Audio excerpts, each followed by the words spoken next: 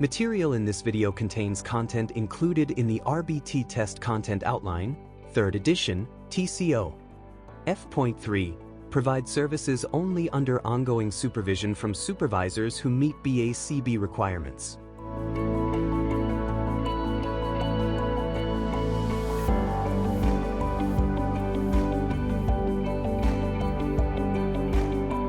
Brandon is a registered behavior technician working with a 6-year-old client named Cleo. Every weekday, he visits Cleo at her home to implement a behavior intervention plan designed by his BCBA supervisor. Brandon collects data on Cleo's behaviors, such as how often she requests help independently and how often she engages in tantrums. He uses reinforcement strategies, like praise and tokens, to teach adaptive behaviors like social skills and communication and reduce maladaptive ones. Brandon understands that his role is to follow the teaching plan created by his supervisor and not make any changes on his own. Each week, he meets with his BCBA for supervision. During these sessions, they review data, discuss any barriers to learning, and role-play new ABA strategies and techniques. This regular feedback helps Brandon stay on track with his skill development as an RBT and ensures he's delivering services within his scope of practice. He also keeps accurate supervision logs and makes sure he receives supervision for at least 5% of the hours he works with his clients. Brandon is always careful to follow the RBT ethics code, maintaining professionalism and confidentiality at all times. Through this process, he exemplifies how RBTs work under supervision to deliver safe, effective, and ethical behavior analytic services. A registered behavior technician is a paraprofessional who works directly with clients to help improve behavior, using strategies based on applied behavior analysis. RBTs are trained and certified to implement behavior plans created by a board-certified behavior analyst. They always work under the close, ongoing supervision of a qualified supervisor to ensure effective and ethical service delivery. An RBT is responsible for implementing behavior intervention plans created by a BCBA. They collect data, teach new skills, and help reduce maladaptive behaviors in clients. RBTs must also follow ethical guidelines and receive regular supervision to ensure quality behavior analytic services. Behavior analytic services means using the principles of applied behavior analysis, ABA, to help individuals learn new skills and reduce challenging behaviors. These services are based on comprehensive assessments, ongoing measurement, and involve techniques like reinforcement, prompting, and shaping. They are always guided by a qualified professional, such as a BCBA, and delivered by trained staff like RBTs.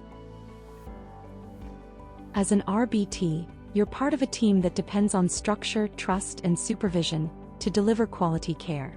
Let's explore what it truly means to stay within your scope of practice, why supervision is crucial, and how RBTs ensure clients get the safest and most effective support possible. Following the behavior plan.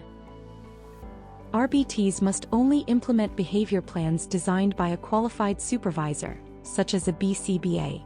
They cannot create or change goals on their own. The RBT's job is to follow the plan exactly as instructed to ensure consistency and effectiveness. Working under supervision. RBTs must always work under the supervision of a BCBA or BCABA. They cannot deliver behavior analytic services independently. Supervision ensures RBTs stay within their scope and continue to grow in their role. Avoiding clinical decisions. RBTs do not make clinical decisions, such as changing intervention strategies or setting new goals. Those responsibilities belong to the supervisor. If an RBT notices something important, they should report it to their BCBA. Staying within certified roles. RBTs should only perform tasks they've been trained and certified to do.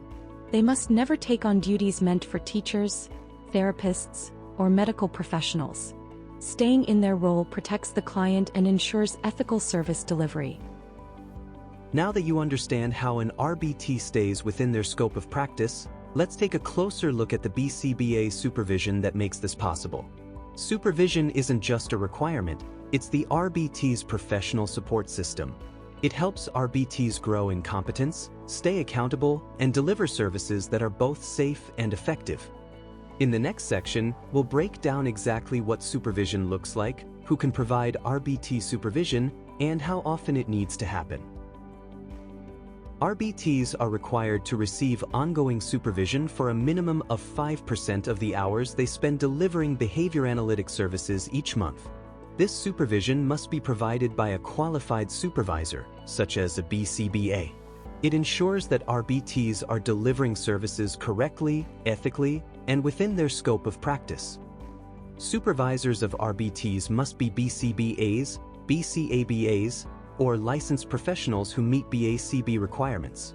They must complete specific training in supervising behavior technicians. This ensures they have the skills and knowledge to guide RBTs effectively and ethically. RBTs must meet with their supervisor at least twice per month in real time, either in person or through live video. Supervision cannot take place over phone calls or email. At least one of the meetings each month must include the supervisor observing the RBT while they are providing services to a client.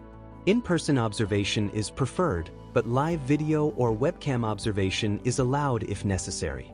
In addition, it is a requirement that at least one meeting each month must be conducted one-on-one, not in a group setting. These meetings help make sure the RBT is following the behavior plan correctly and continuing to build their skills. RBTs can only provide behavior-analytic services if they are actively receiving ongoing supervision that meets BACB requirements. This means they must have a qualified supervisor and receive supervision for at least 5% of the hours they work each month. If they do not meet these supervision requirements, they are not allowed to deliver ABA services, as it would be outside the rules of their certification. Key takeaways for understanding the role of an RBT in behavior analytic service delivery. Work under supervision. RBTs must always work under the close supervision of a qualified professional, like a BCBA. They are not allowed to work alone or make decisions without their supervisor's guidance. Supervision helps make sure services stay safe and effective. Follow the behavior plan. RBTs are responsible for using the behavior plan exactly as written by their supervisor. They should not change any part of the plan or create new goals on their own. Only the supervising BCBA is allowed to make clinical decisions. Stay within scope.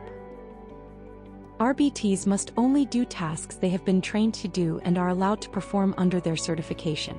They should not take on duties that belong to the BCBA or others on the team. Staying within their role helps protect the client and the RBT. Follow supervision rules. Each month, RBTs must receive supervision for at least 5% of the hours they spend delivering services. This includes 2 face-to-face meetings, at least one of which must be one-on-one, and one with the client present. Proper supervision helps the RBT grow and follow the plan correctly. Keep good records. All data collection, session notes, and supervision logs must be clear, accurate, and complete. These records must be saved for at least 7 years. Good documentation protects both the client and the RBT.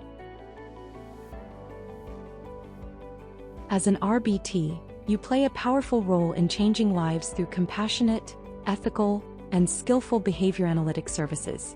By following behavior plans, staying within your scope, and receiving ongoing supervision, you ensure that every step you take is guided by professionalism and purpose. Your commitment to accurate data, respectful conduct, and continual professional growth reflects the heart of behavior analysis. Remember, you're never alone. BCBAs, the RBT Handbook, and BACB resources are always there to support you. The work you do matters. You bring hope, progress, and dignity to every client you serve. Thank you for making a difference one client at a time.